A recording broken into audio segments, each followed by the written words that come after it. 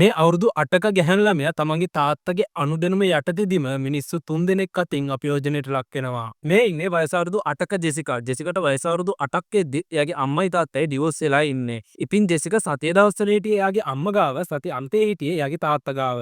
Jessica කියන්නේ පොඩි කාලෙදිම ලියන්න ගොඩක් දක්ෂ ගැහැණු ළමයෙක්. ජෙසිකා ඉගෙනගත්ත ඉස්කෝලේට එක පිරිමි ළමයෙක් අලුතෙන් එනවා. එයාත් ජෙසිකාගේම වයසේ. ඒ කියන්නේ වයස අවුරුදු 8ක් විතර ඇති. ජෙසිකායි මේ පිරිමි ළමයායි ගොඩක් හොඳ යාළුවෝ වෙනවා. හැබැයි පස්සේ තමයි දැනගන්නේ මේ අලුතෙන් ආපු පිරිමි ළමයාගේ තාත්තා ඉස්කෝලේ වැඩ කරන ටීචර් කෙනෙක් කියලා. ඒ විතරක් නෙමෙයි මේගොල්ලෝ අලුතෙන් පදිංචියට ඇවිල්ලා තියෙන්නේ ජෙසිකාගේ අම්මගේ ගෙවල් කාව ගෙදරකට.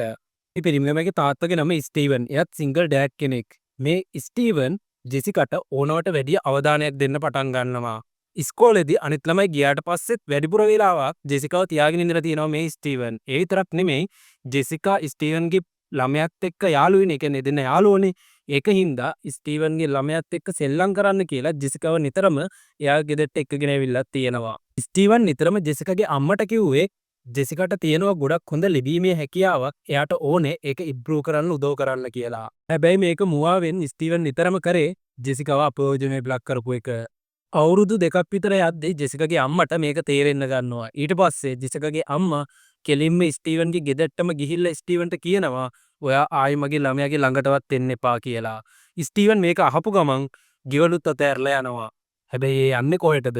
ජෙසිකාගේ තාත්තගේ ගෙවල් ගාව ගෙදරක් අරගෙන එහෙ පදිංචියට යනවා. මේක ආරංචි වෙච්ච ගමන් ජෙසිකාගේ අම්මා ජෙසිකාගේ තාත්තට කතා කරලා කියනවා ඒ මිනිස්සයාට ජෙසිකා ගාවට ලං වෙන්නවත් දෙන්න එපා කියලා. හැබැයි ජෙසිකාගේ තාත්තා කියලා කියන්නේ කිසිම දෙයක් ගණන් ගත්තේ නැති විනෝදකාමී ජීවිතයක් ගත කරපු මිනිස්සෙක්. එයා ඒ කියන දේ ගණන් ගන්න නැතුව ජෙසිකට ලං වෙන්න ස්ටීවන්ට ඉඩ දෙනවා. ජෙසිකාගේ තාත්තා කොච්චරනම් මෝඩ මිනිස්සෙක්ද කියනවනම් එයා පාටිස් වලට යද්දී ජෙසිකාව බලා ගන්න ස්ටීවන්ට බාර දීලා යනවා. ජෙසිකාගේ තාත්තා බාරේ ජෙසිකා ඉtti ජෙසිකාව අපයෝජන ලප්පෙච්ච පළවෙනි මිනිස්සයා ස්ටීවන් නෙමෙයි. මේ වගේම මීට කලින් එයා පාටිස් වලට යද්දී ජෙසිකාව බලා ගන්න කියලා දීලා ගියපු ජෙසිකාගේ තාත්තගේ රූම්මේට් කෙනෙක්ගෙනුයි ජෙසිකාගේ තාත්තගේ ගර්ල්ෆ්‍රෙන්ඩ් කෙනෙක්ගේ තාත්තා කෙනෙක්ගෙනුයි මෙයා අපයෝජනයට ලක් කළා තියෙනවා මීට කලින්. ජෙසිකාට වයස අවුරුදු 13 දී දවසක් ස්ටීවන් ඇවිල්ලා ජෙසිකාගේ තාත්තට කියනවා ජෙසිකා ලියලා තියෙනවා ලස්සන ආටිකල් එකක්. මං කැමතියි ඒක පබ්ලිෂ් කරන්න. ඒක හින්දා මට ජෙසිකාත් එක්ක පත්තර කන්තෝරුවට යන්න ඕන කියලා. ජෙසිකාගේ තාත්තා කිසිම දෙයක් හිතන්නේ බලන්නේ නැතුව ජෙසිකට ඉඩ දෙනවා ස්ටීවන් එක්ක ස්ටීවන්ගේ කාර් එකේ නැගලා ගෙදරින් එළියට යන්න. දවසක් යනවා ස්ටීවනුයි ජෙසිකයි ගෙදර එන්නේ නැහැ. ඊට පස්සේ ජෙසිකාගේ තාත්තා පොඩ්ඩක් බය වෙලා ජෙසිකාගේ අම්මට කතා කරනවා. එතකොට තමයි ජෙසිකාගේ අම්මා පොලිසියට කම්ප්ලේන් කරන්නේ ස්ටීවන් ජෙසිකාව පැහැරගෙන කියලා. මේ වෙද්දිත් ස්ටීවන් ජෙසිකාව අරගෙන වෙනත් ප්‍රාන්තයක් පිට ටෙක්සස් වලට ගිහිල්ලා බොටල් රූම් එකක් ඇතුළටත් ගිහිල්ලා ඉවරයි. මුලින්ම ස්ටීවන් ජෙසිකාගේ කොණ්ඩේ කපලා දම් පාටින් ඩයි කරනවා. ඊට පස්සේ ජෙසිකාට කියනවා අද ඉඳන් ඔයා ජෙසිකා නෙවෙයි. අද ඉඳන් ඔයාගේ නම සිඩ්නි කියලා කියනවා. මේක කියලා විතරක් මෙයා නතර වෙන්නේ නැහැ. මෙයා මේක චෙක් කරලත් බලනවා. මොකද මෙයා හැමතිස්සෙම ජෙසිකාගේ බෙල්ලට දන්වලක් දාලා හිර කරලා තමයි තියාගෙන ඉන්නේ. හැබැයි ඒත් එයා නිතරම එයාට අවස්ථාව දෙනවා කෝල් කරලා කෑම ඕඩර් කරන්න. ඒ ඕඩර් කරද්දී එයා කියන්නේ මොන නමද කියලා එයා අහගෙන ඉන්නවා. බැරි වෙලා හරි ජෙසිකා කියන නම කිව්වොත් ගොඩක් දරුණු විදිහට මෙයාට වද දෙනවා. ඒ විතරක් නෙමෙයි ජෙසිකාව දවස ගානේ ස්ටීවන් අපයෝජන ලක් කරනවා හරිම දරුණු විදිහට. ස්ටීවන් ජෙසිකාව කොච්චර බ්‍රේන් වොෂ් කරලා තිබ්බද කියනවනම් ජෙසිකාගේ අම්මයි තාත්තයි පොලිසියට කම්ප්ලේන් කරාට පස්සේ පොලිසියෙන් ටීවී එකේ දැන්වීමක් දානවා ජෙසිකයි ස්ටීවනුයි මේ විදිහට මිසින් වෙලා ඉන්නේ. එයාලව කවුරු හරි දන්න කෙනෙක් ඉන්නවනම් හොයලා දෙන්න කියලා. මේක දැකපු ඒ හොටෙල් එකේ වැඩ කරන කෙනෙක් දවසක් ජෙසිකාව ස්ටීවන් එළියට එවනවා මේ කෑම පාර්සල් එකක් ඇතුළට අරගෙන එන්න කියලා. ඒකට විතරයි ආව එළියට එවන්නේ. ඒ වෙලාවේදී ඒ හොටෙල් එකේ වැඩ කරපු මිනිස්සෙක් දකිනවා ජෙසිකාව. දැකලා ජෙසික් ගාවට ගිහිල්ලා අහනවා ඔයා ජෙසිකා නේද කියලා. එතකොට ජෙසිකා කියනවා නැහැ මම සිඩ්නි කියලා.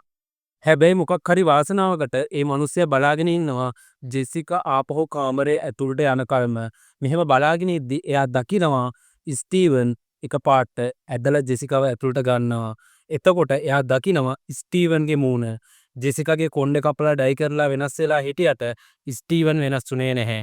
ස්ටීවන්ගේ ජෙසිකාගේ දෙන්නගේම ෆොටෝස් තමයි ටීවී එකේ පෙන්වුවේ. ඉතින් ඒ මිනිස්සයාට කන්ෆර්ම් වෙනවා මේ ඉන්නේ ජෙසිකා සහ ස්ටීවන් කියලා. එයා පොලිසියට කතා කරනවා. පොලිසියෙන් ඇවිල්ලා ඒ කාමරය ඇතුළට යනකොටත් ජෙසිකා ඉඳලා තියෙන්නේ ඇඳුම් නැතුව බෙල්ලට දංගලක් දාගෙන ඇඟ හැමතැනම තුවාලත් එක්ක. දුකම හිතෙන කාරණය තමයි එතන පොලිසියෙන් ඉද්දී ජෙසිකා කියනවා මම ජෙසිකා නෙමෙයි මම සිඩ්නි කියලා. ඒ තරමටම එයා ස්ටීවන්ට බය වෙලා තියෙනවා. ඒ තරමටම දේවල් ස්ටීවන් එයාට කරලා තියෙනවා. ස්ටීවන් කොච්චර දරුණු විදිහට මෙයාව මාස 3ක් තිස්සේ අපයෝජනයට ලක් කරලා තියෙනවද කියනවා නම් දොස්තරවරු කියලා තියෙනවා ජෙසිකට ආයි කවදාවත් ළමයෙක් හදන්න බැරි වෙයි කියලා. හැබැයි අද ජෙසිකා ළමයි දෙන්නෙක් ඉන්න ලස්සන පවුලක හිමිකාරයා.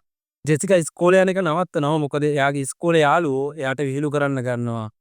මට හිතා ගන්න බැහැ ළමයෙක්ව පැහැරගෙන ගියා කියලා එයාගේ යාළුවෝ ඇයි එයාට විහිළු කරන්න කියලා. ඒ තරම් දරුණු මානසිකත්ව තියෙන මිනිස්සුත් මේ ලෝකේ ඉන්නවා. කොහොම හරි ස්ටීවන්ට අවුරුදු 40ක සිරදරුවමක් ලැබෙනවා. හැබැයි මට නම් හිතෙන විදියට මේ සිරදරුවම එයාගේ තාත්තටත් ලැබෙන්න ඕනේ. ඔයාලගේ අදහස මොකක්ද? කමෙන්ට් කරගෙන යන්න. මම මේ වගේ වීඩියෝස් දවස ගානේ දානවා. මේ වගේ කතා දවස ගානේ බලන්න. මාව සබ්ස්ක්‍රයිබ් කරලා තියාගන්න.